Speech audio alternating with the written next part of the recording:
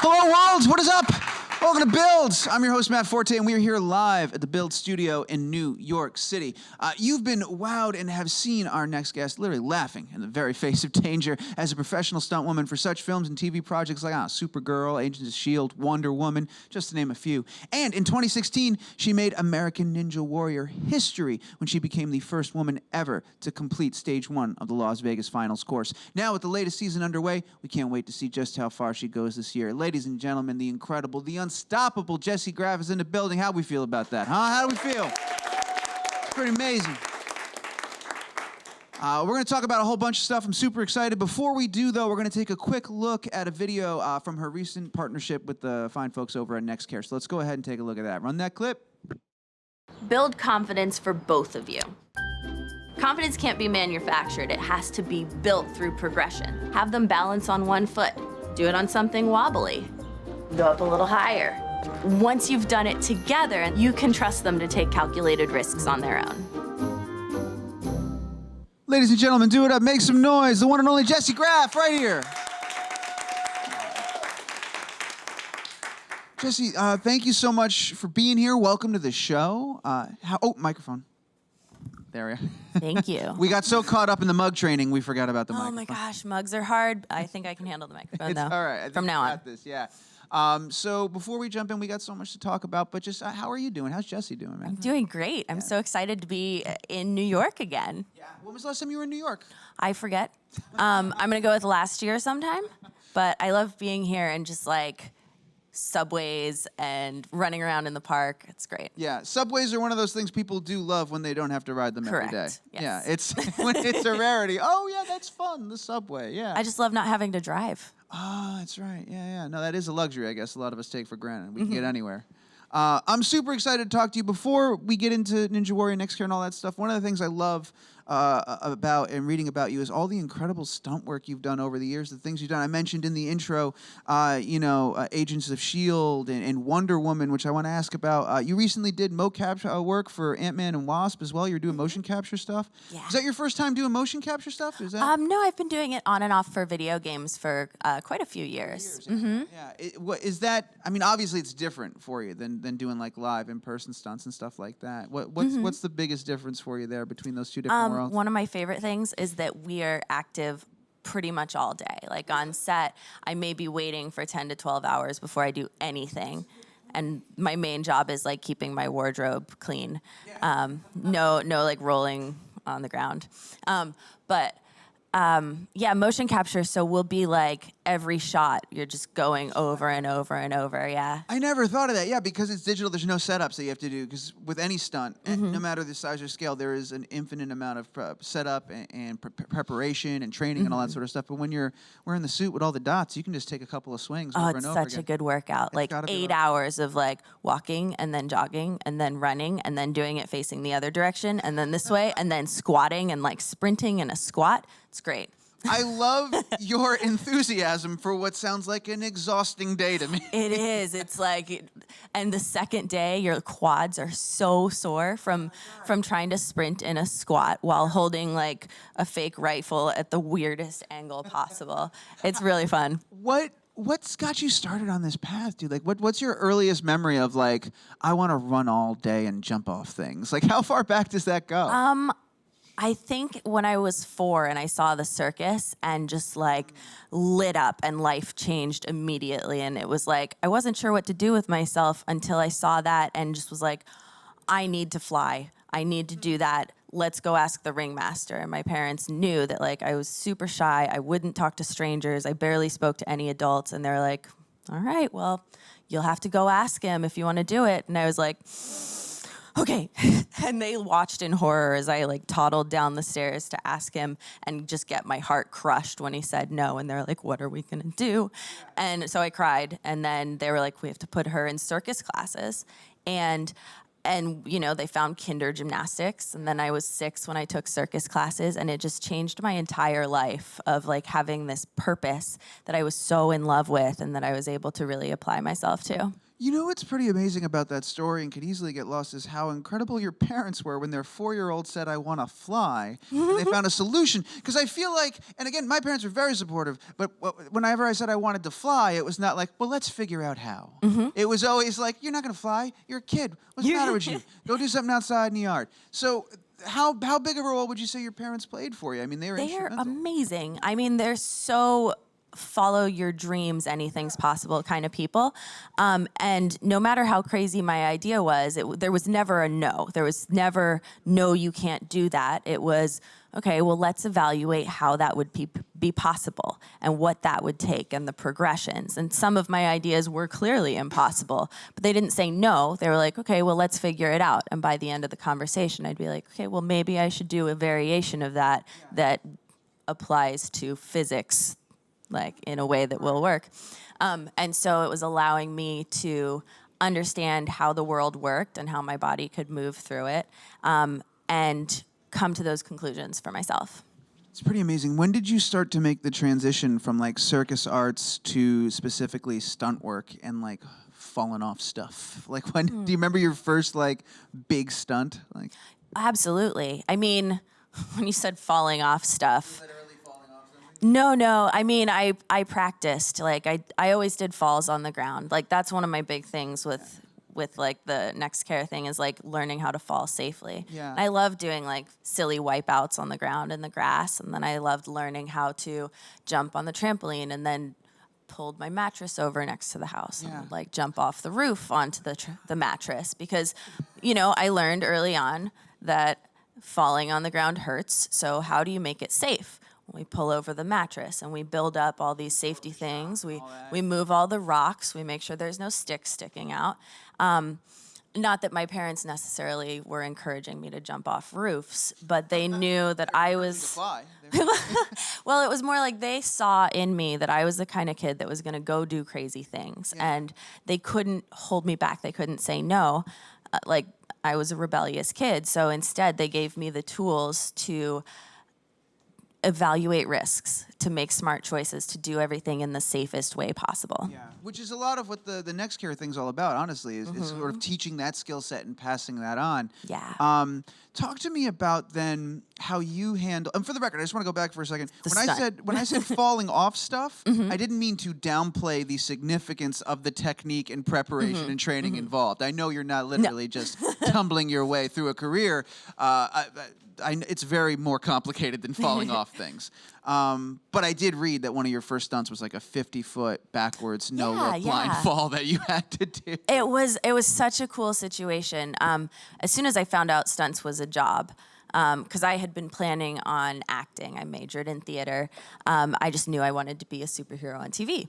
And when I found out actors don't usually get to do very many stunts, I was like, well, wait a second. What am I doing this for in the first place? Like, this is the part that I love the most. And so I started pursuing stunts, and I found out about a stunt magazine called Inside Stunts and read the articles about all the old legendary stunt guys and how it started and the new gyms that people train in, whether they're gymnastics or martial arts. And I just applied all of my nerd skills to just studying everything about stunts. And so I used all my vacations, my senior year of college, to take trips to LA, to scout things around, to learn the geography so I could like get around quickly and get a job at a gym. So the first day that I got there, I'd know what to do. And so during my Christmas break, I met some stunt people. I got to try some high falls so that during my spring break, when they were looking for a stunt girl who could do a 50-foot high fall that was non-union, that was the thing. By the time you have trained 50-foot high falls into an airbag, you've probably worked your way into the business enough that you're union. Right. And I was in college. I hadn't done anything yet. And so those people that I had met on my scouting trip were like, oh, hey, do you think you could do this? And I was like, yeah, it's what I do.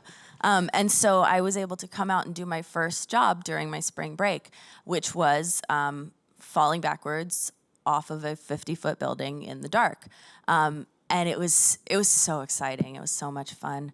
Yeah, well, that leads to the question that I really want to ask is about fear. Like, how do you process fear? Do you not have fear of these things? I guess you can't, right? You have to have confidence to go into it. Are you afraid of other things that people aren't normally afraid of? Like, how does fear work for you in your life, in your career, and how do you handle it? Fear is so important as a stunt person. Like, if you don't have fear, you're not understanding the possible consequences of the situation.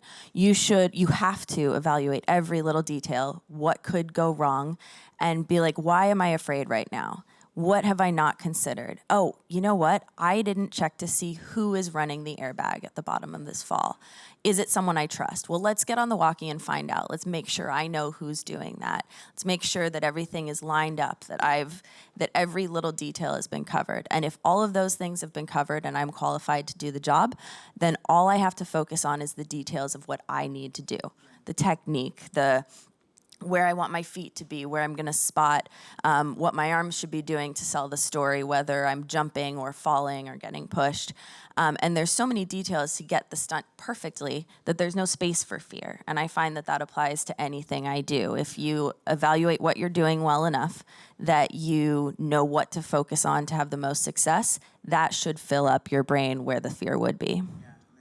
Do you have like an irrational fear of like clowns or spiders or like spider clowns or something like that? Like, those are a thing. Spiders painted to look like clowns. Clowns with 8 arms. You know, use your imagination. But I'm saying, do you have a fear of something that isn't like heights? Like, oh, I love heights.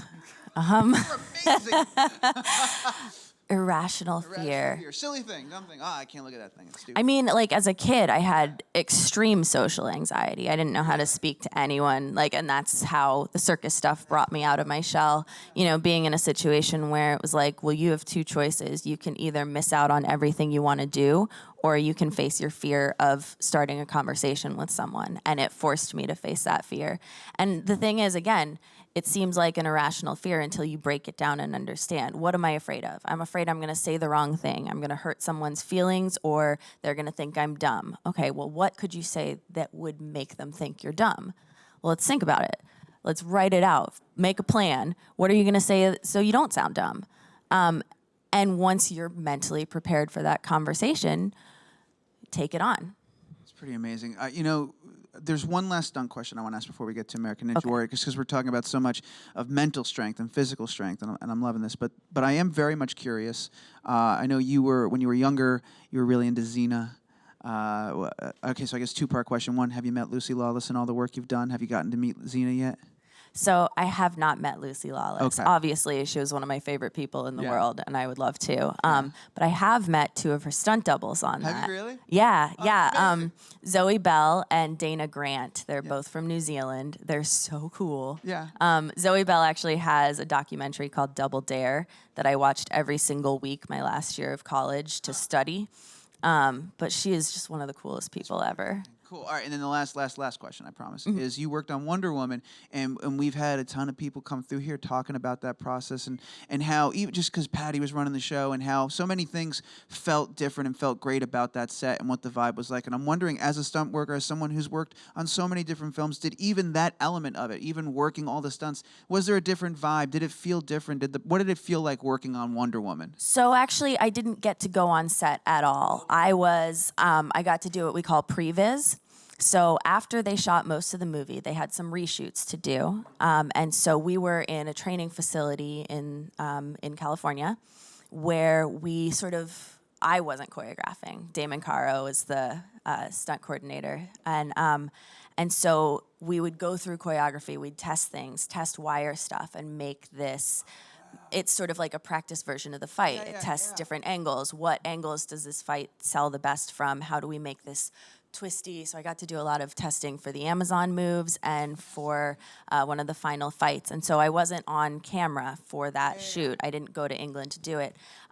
But just the style of fighting is so beautiful, and being able to learn it and move through it and practice was just like such a dream come true. And at that time, I didn't know anything about what the final product was going to be. I didn't get to meet Patty and everything, but just watching her interviews afterwards and getting to be involved, just the movement was just Dream come true. But did you know it was Wonder Woman? You said you didn't know what the final product would be because you hadn't seen it, but you knew what you were. Yes, at that time. They told you that, and that had to mean something special. Like Oh my gosh, so iconic. Yeah. And that was such a big part of my start too. Yeah, exactly. When I was in college, I kind of was like finishing up with pole vaulting and I didn't know what I was going to do. I needed a new goal. And I randomly saw this thing, I think it was on Extra, about they're thinking about making a Wonder Woman movie. And this is like 2005 or something. They've been talking about it forever. Right. And so it was saying like, oh, they're thinking about going with an unknown. And I was like, okay, well, I know I have zero shot of actually getting this, but if I pursue it with everything I have, only good things can happen. Yeah. Maybe I'll get to be an Amazon. Maybe I'll get to be a stunt double. And that's how I went, and I met an agent, and she looked at my resume. It was actually the wrong one. I gave her the one I made for the circus when I was in high school. Had no idea, and she just very bluntly was like, what is this? Why are you here? Do you even act? You should be a stunt woman. Here, call this guy, and shooed me out of this office. And as I'm wandering out, I'm just looking at it being like, a stunt person? Of course. And so I called the guy on the paper. His name's Johnny Becker, and he happened to be, by crazy coincidence, about 2 blocks away, and gave me a ride back to my house and had dinner with my family and told me the whole story of like, this is what stunts is. This is how it works. This is what you need to do. And thus the journey began. It's pretty incredible. All right, we're going to talk about the transition of getting that skill set and bringing it over into this world, into American Ninja Warrior. Before we jump into that, I believe we got a clip we're going to take a look at real quick of you in action. So let's go ahead and take a peek. There on the sidelines are Mother Ginny and friends Maggie Thorne and Grant McCartney. And in the stands, girls of all ages cheering for Jessie. And she's got a new superhero outfit. I think with the white and gold, she's going for that throwback She-Ra look tonight. Look at her just flying through the floating steps. And let me tell you something about Jessie Graff. She's a technician. She's been watching other ninjas all night long and planning out her moves on this course. Here she is in the flywheels, and look at the power of the pole vaulter from Nebraska. Man, waste no time. You talk about an efficient run. Jessie Graff is capable of producing that every single time. So consistent.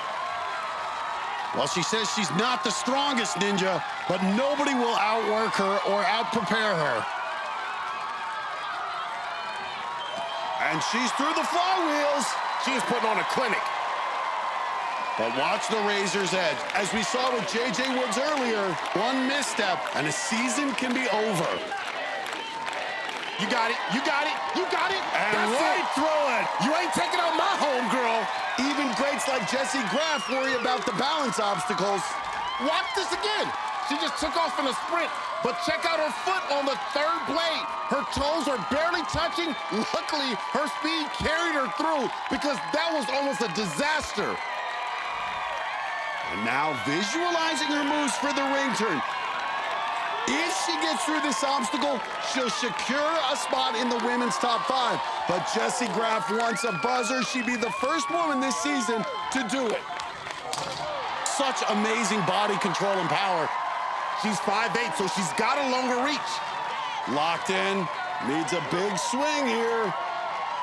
And perfect transition. We've seen so many ninjas struggle through it. She's putting on a textbook performance here. This is great. Get your notepad and your pen ready. Look at this. Well, what I like is she's using her entire body, making sure those legs are locked on until she's ready for the transition. Like we said earlier, Jessie Graff is a student of the game. She's been watching other ninjas and learning the most efficient techniques. Going for the grab. Yes! Just needs the dismount. Yes! That's unbelievable. Round of applause. That's the first time you've gotten to see that run, right? That was very exciting. I had no idea you had that. Yeah. We literally just got the clip moments before coming on stage. NBC sent it over. Wow. That was incredible to watch. I'm loaded with questions here. What's your immediate response having seen? That's the first time you've seen it. What do you think? So much I can improve on. Really? Oh, totally. I mean, everything on this course, it gets so upper body heavy on the next couple obstacles that, like, you have to conserve every ounce of strength. And there are so many ways that I could have been smoother on those rings, for sure. Oh, and the flywheels.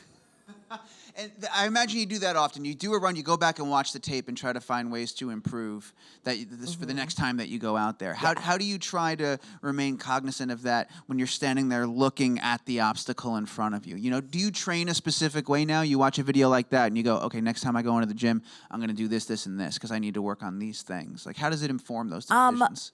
Well, we don't actually get to train between the first and second try at all. And we don't get to touch any of the obstacles or see them before our run. So they're built, we see them for the first time on the day. We watch a couple testers, and then if you're later in the order, you get to see more people go. Oh, man. And so for me, it's hard to be social while I'm there because I'm running back and forth, watching every single detail. How do those rings behave for different body types, and what's the best technique? Because there were so many different techniques, so many different ways to do it. And I tried a couple different things, and I learned a lot from watching it, even just now, trying to understand where can I go, how can I make this smoother? How can I burn less energy? And get through it faster. Little things that the video picks up and zooms in, like there's that one moment where your foot just catches the corner of that obstacle. In that moment, when you're moving that fast, do you realize that that's happening? I did not. No. I saw a replay after I did it and was like, oh, I did not know how close that was.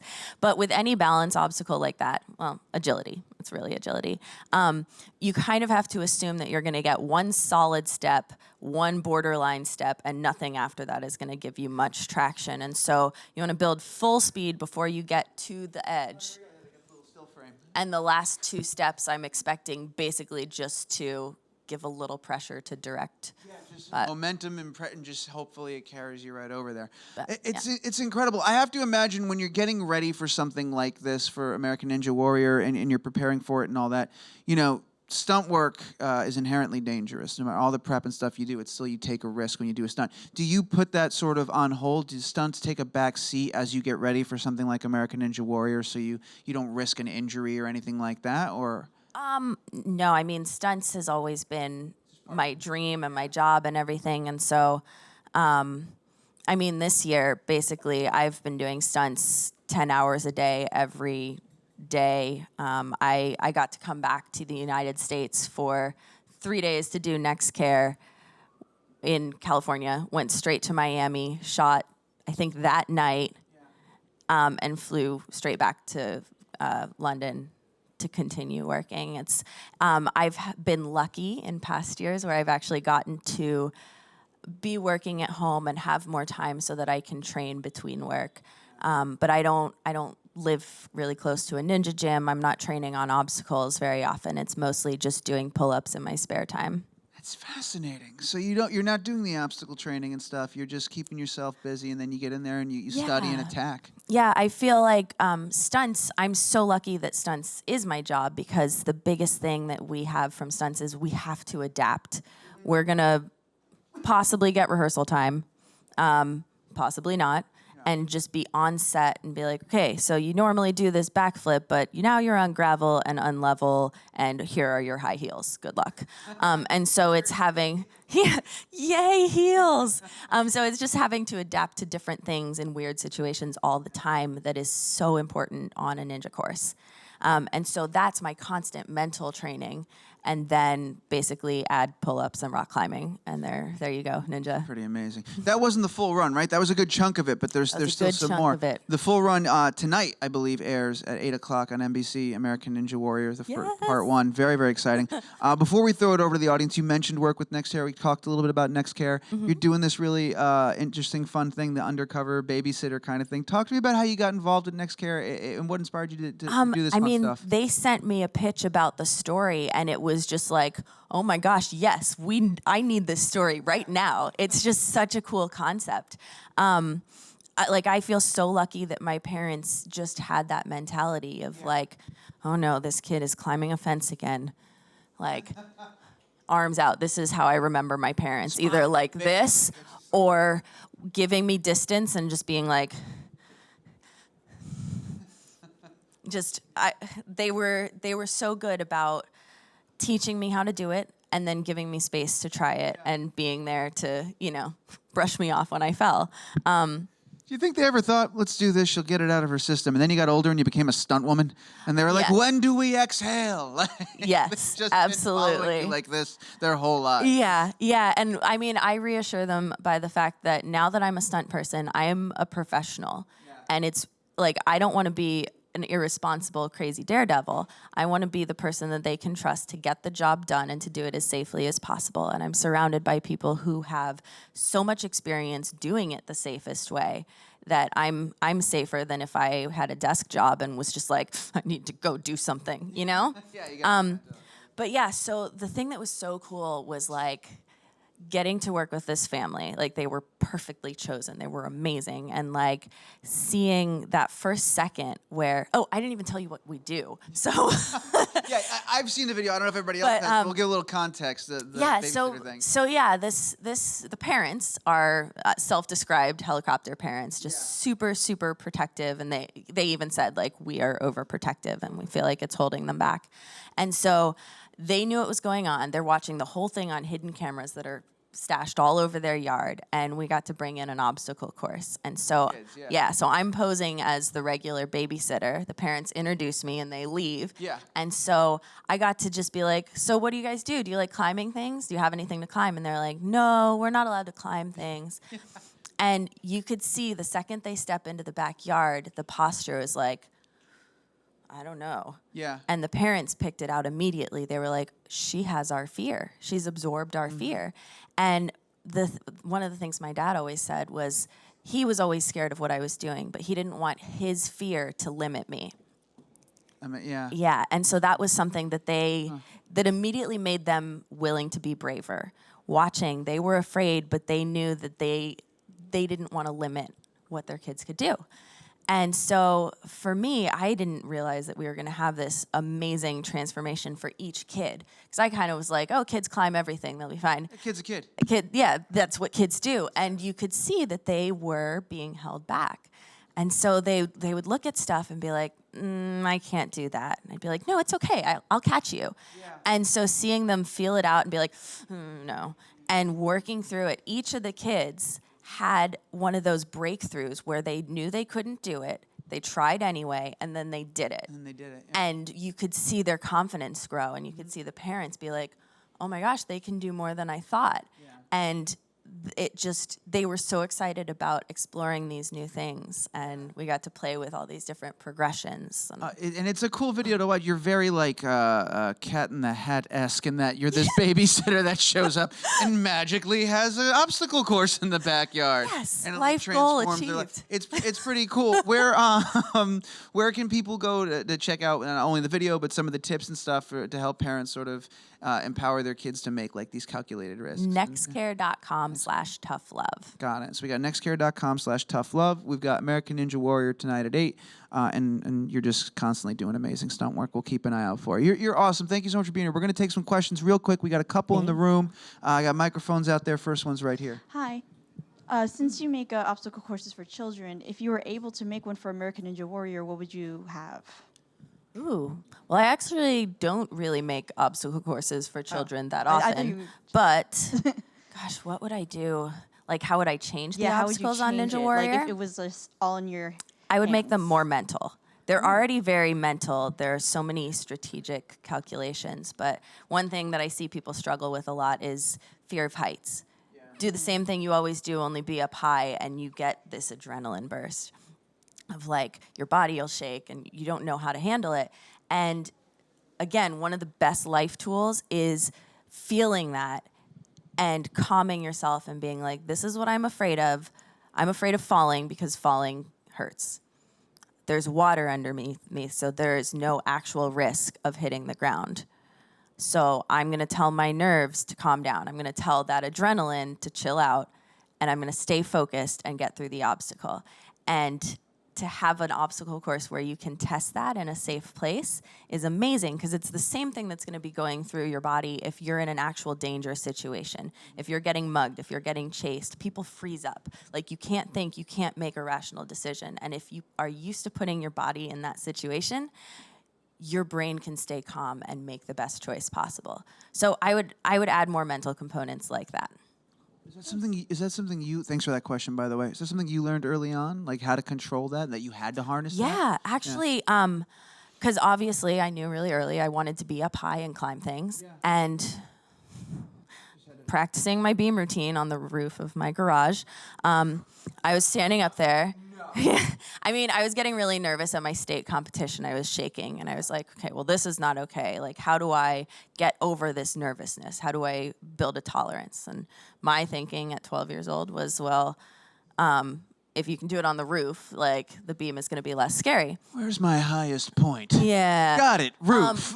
Like, you went up there.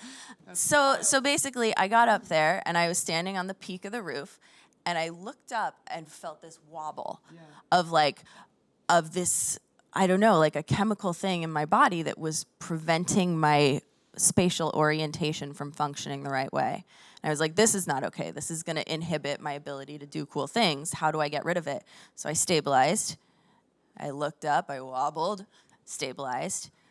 And I just kept doing this so that I could build a tolerance to whatever that chemical was. And it actually worked. So if you have a fear of heights and it feels like it's just a biological thing, it is something you can overcome if it's something you want to do. It's pretty wild. Two more, one more, two more. Let's see, we got another one right here. Hello. Hello. What do you do to prepare yourself right before you run the course on Ninja Warrior? I mean, there are hours and hours of analyzing the technical details of each obstacle. But about an hour before I get to the course, or no, usually at the course, I aim for like 5 hours before I expect to run. I do what my college coach called a neuromuscular wake up. So I'll do a couple sprints. I'll get like my heart going. I'll do a set of pull-ups that's kind of like go to the point where you feel a little bit pumped, go a little bit past there, and then shake it out and rest, and sort of just once I feel warmed up, then it's just go chill out. Try to take a nap because you're going to be there for 8 hours, maybe 12. God. And so staying calm, you know, when people come over and they're like, are you ready? And I'm like, nope, don't. I'm staying calm. I'm taking a nap. No energy right now because, again, you only have so much adrenaline and you want it to be available when you need it. Yeah, cool. Thank you for that question. We've got time for one more, and it's coming from right here. Hi, so our final question is going to come from an online viewer. Allison wants to know, when you're at the gym, what is your pet peeve? Gym pet peeves. Gym pet peeves. I mean, when they close it, generally. It's been really hard lately because we're working like 8 a.m. to 7:30 p.m. and sometimes we're working on Sundays, and so the gym closes at 8, and I dash in there at 7:40, and I'm like furiously trying to get everything done that I need to do, and so they turn off the lights, and then they turn off the music, and then they come over and look at me, and it's just like, guys, I need this, please. How do you feel about people that slam weights? Drop them real heavy. What do you It think of that? depends. I have mixed feelings because in college when we were doing like some powerlifting stuff for track, like they tell you to do that. It's better for your back. You don't want to, I guess you want to save it for the actual lift. And so I really do hate the loud noise. I really hate it. So much so that I will take the extra effort to lower things and place them on the ground because I just really don't like the loud noise. But I can't blame them for doing what they've been coached to do if that's how you're technically supposed to do it. Yeah. Fair enough. All right. Was that it? We're done? Okay, I'm getting the signal. We got to wrap things up. Okay. You got to do a million other things, but I want to thank you for making us one of your things and coming here and hanging out with us. I hope thanks you for had having fun. me. Oh, yeah, Awesome. definitely. I had a blast having you here. Everybody, please make some noise one more time. Jessie Graff, she's incredible. Right? Come on.